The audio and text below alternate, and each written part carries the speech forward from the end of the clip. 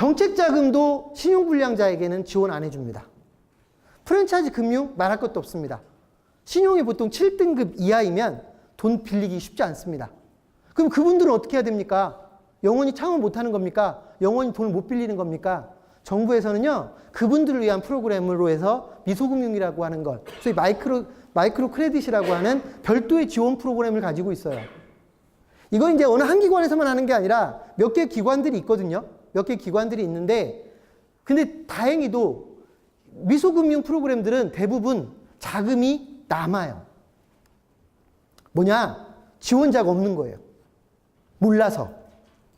돈을 물론 뭐 7천만 원, 1억씩 빌려주진 않습니다. 이거는 이제 보통 한 3천만 원 내외, 많아야 한 5천만 원 정도가 지원이 될 텐데, 이 미소금융은 여러분이 정말로 내가 신용 때문에 다른 자금을 쓸 수 없을 때는 이걸 써야 되는데, 이걸 쓸 때 대부분 자금 지원하는 데만 찾으면 쉽게 받을 수 있어요. 오히려 정책자금보다 더 쉽게 받을 수 있는 게 미소금융입니다. 저도 이제 가끔씩, 요즘은 안 하는데, 제가 서울광역자원센터에서 운영하는 미소금융 심사를 하거든요. 가끔씩 그 자금 지원을 해줘야 되나 말아야 되나 심사를 하는데요. 저희 심사위원들까지 회의할 때 어떤 회의를 하냐면, 어지간하면 줘야 된다라는 거예요.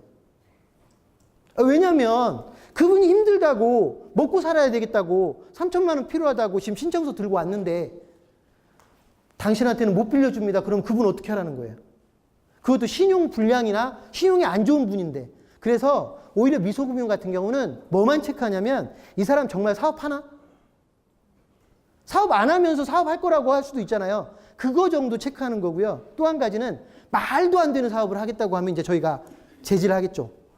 그야말로 말도 안 되는 사업을 하면 제지를 할 겁니다. 그 이후에는 받을 수 있다. 그러니까 이 미소금융은 물론 이제 여기 미소금융 대상자가 한 명도 없는 게 더 좋지만, 미소금융, 신용 때문에 어쩔 수 없이 미소금융을 이용해야 된다면 사실상 자금이 여유 있는 편이니까 가서 신청을 하면 한 3천만 원 정도는 받을 수 있을 겁니다. 라고 하는 거를 말씀드리겠습니다.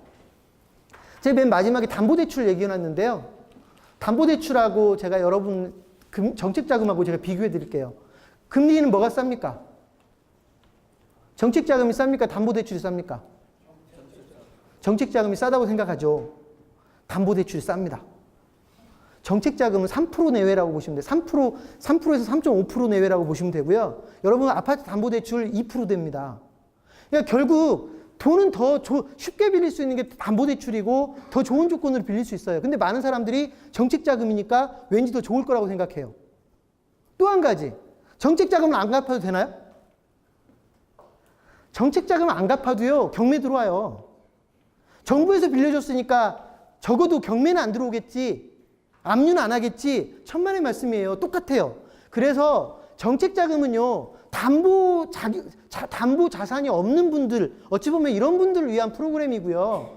좀 더 안정적으로, 예를 들어서 심사가 까다로울 때 심사를 단순화시켜주는 프로그램이지, 정책자금이 담보대출보다 더 좋은 조건이 아닙니다. 그러니까 여러분이 만약에 창업을 해야 되겠는데 정말로 5천만 원 정도가 더 필요한데 담보대출로 빌릴 수 있는데 정책자금을 쓰는 건 어찌 보면 착각인 거예요. 잘못 판단하는 거예요. 그냥 담보대출이 훨씬 더 좋은 방법입니다. 이해되셨습니까? 자, 그 정도로 해서 창업자금에 대한 대출 얘기를 하겠습니다.